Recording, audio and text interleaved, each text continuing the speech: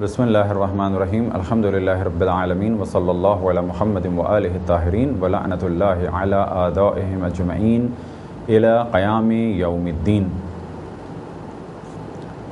نجاسات میں سے تیسری نجاست وہ ہے منی۔ البتہ اس موضوع کو ڈسکس کرنے سے پہلے اس جانب توجہ دلائی جائے کہ جب چھوٹے بچوں کو نجاسات پڑھائی جائیں جن مدرسوں میں یا جو اساتید بعض اسکولز میں پڑھانا چاہیں تو اس جانب توجہ رہے کہ جب بھی نجاسات اور مسائل پڑھائے جائیں تو اس جانب ہمیشہ توجہ کریں کہ جو موضوع ان کی عمر سے مطابقت رکھتا ہے فقط اس کو بیان کریں۔ مثال کے طور پہ ایک 6 سال کے بچے یا 6 سال کی بچی یا 8-9 سال کی بچی اور بچے کو یہ مسئلہ اگر بتایا جائے تو کہا جائے گا کہ یہ اس کے اخلاق کے لیے ممکن ہے کہ ضرر رساں ہو، یعنی ممکن ہے اس کے اخلاق کے لیے یہ چیز بری ہو۔ تو یہاں پر بہتر یہ ہے، اور یہ روش ایک کتاب کہ جو مخصوصاً علامہ طباطبائی نے بچوں کے لیے لکھی تھی اس میں اس روش کی جانب خاص توجہ دی کہ جب نجاسات کا ذکر ہوا تو 10 یا 11 انہوں نے نہیں لکھا، بلکہ چھوٹے بچوں کے لیے فقط نجاسات اس حد تک لکھے کہ جیسے پیشاب یا پیخانہ اور کتا، سور، وہ موضوع لکھا کہ جس سے ان کا تعلق کبھی ہو سکتا ہے، کیونکہ چھوٹے بچے کا تعلق اس تیسری نجاست سے نہیں ہے، لہٰذا ان بچوں کو اس طریقے سے نہ پڑھایا جائے۔ اسی طریقے سے بعض اور مسائل ہیں جیسے جنابت کے مسائل یا بعض ازدواجی مسائل، تو کہا جائے گا اس کا تعلق بچوں سے نہیں ہے، البتہ جس کی شادی ہونے والی ہو یا جس کی شادی ہو چکی ہو اس کے لیے وہ مسائل ضروری ہیں۔ اسی طریقے سے منی کی نجاست کا ذکر کرنا ضروری ہے، کس کے لیے؟ نہ بچوں کے لیے، بس اس نجاست کا جاننا ضروری ہے ان خواتین و حضرات کے لیے کہ جن کا اس نجاست سے کبھی کوئی تعلق ہو سکتا ہے، خصوصاً مردوں کے لیے۔ لہذا خود ہم اس چیز کا خیال رکھیں گے کہ اس موضوع کو جب انشاءاللہ ویب سائٹ میں ڈالیں گے تو اس چیز کو مینشن کریں گے کہ یہ والا موضوع مخصوص بالغوں کے لیے نہ کہ بچوں کے لیے ہے۔ اب اگر بچے اس کو کھولیں تو یہ الگ موضوع ہے، کیونکہ انٹرنیٹ پہ تو 1000 قسم کی چیزیں ہوتی ہیں، لیکن ہمارا کام ہے ہم توجہ دلائیں گے۔ اور اسی طرح سے جب انشاءاللہ اگر اللہ سبحانہ و تعالیٰ نے توفیق عطا فرمائی کہ ازدواجی مسائل کو بیان کیا جائے تو یہ تو ہو نہیں سکتا کہ انہیں بیان نہ کیا جائے،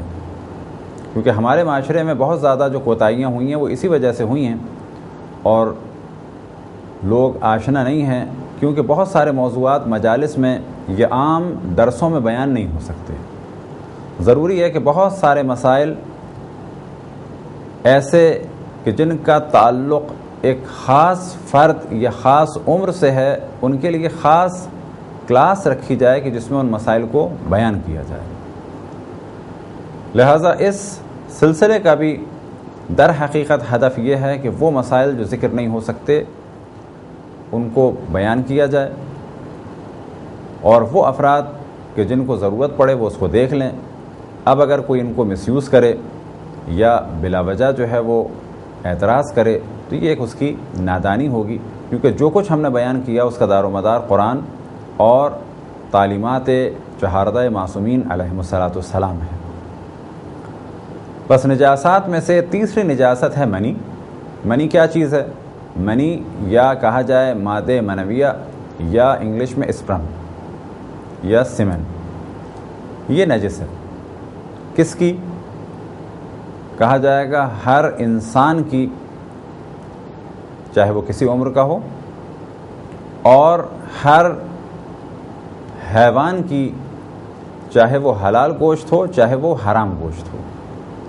پیشاب اور پیخانے کے مسئلے میں ہم نے توجہ دلائی تھی کہ پیشاب اور پیخانہ حلال گوشت جانور کا پاک ہے، یعنی گائے کا یا بکری کا گوبر اور مینگنی پاک ہیں، یعنی اگر لباس پہ اس کی چھینٹ آ جائے تو نماز پڑھی جا سکتی ہے۔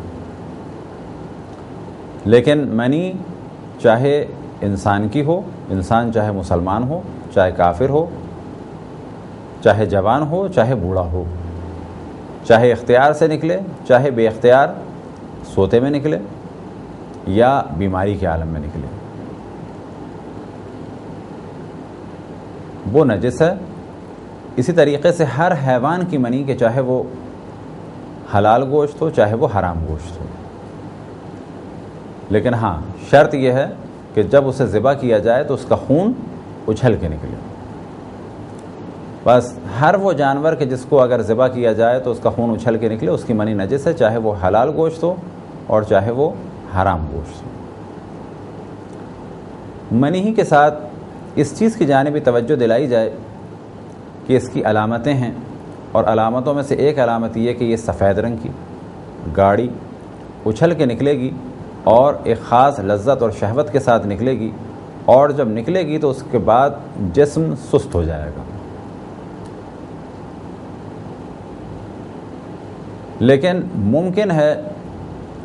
کہ یہ سوتے میں نکلے، ممکن ہے کہ جاگتے میں نکلے۔ سوتے میں جب نکلتی ہے تو کہا جاتا ہے کہ احتلام ہو گیا، جاگتے میں نکلے تو کہا جائے گا کہ منی خارج ہو گئی۔ بیماری کے عالم میں ممکن ہے کہ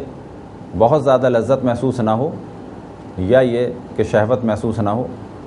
بلکہ اس خاص کیفیت سے خارج ہو جائے، تو پھر اس جانب توجہ دلائیں کہ یہ نجس ہے، اس سے اجتناب کرنا ضروری ہے۔ اور اسی ضمن میں کچھ اور مادوں کی جانب بھی توجہ دلائیں، خصوصاً جس کا تعلق مردوں سے ہے، کہ پیشاب کے بارے میں بیان ہوا کہ وہ نجس ہے، اب یہاں پر بیان ہوا منی، لیکن بعض اور مادے ہیں کہ جو پاک ہیں، لیکن ان کی تشخیص دینا کام ہے اس کا کہ جس کے ساتھ یہ چیز ہو، یعنی جس کے جسم سے خارج ہو۔ یہ ایک مختصر سی گفتگو تھی منی کے بارے میں۔ خداوند تبارک و تعالیٰ سے دعا ہے کہ بحق محمد و آل محمد ہم سب کو دین اسلام اور احکام اسلامی کو سمجھنے کی توفیق عطا فرمائے۔ وصلی اللہ علی محمد و آلہ الطاہرین۔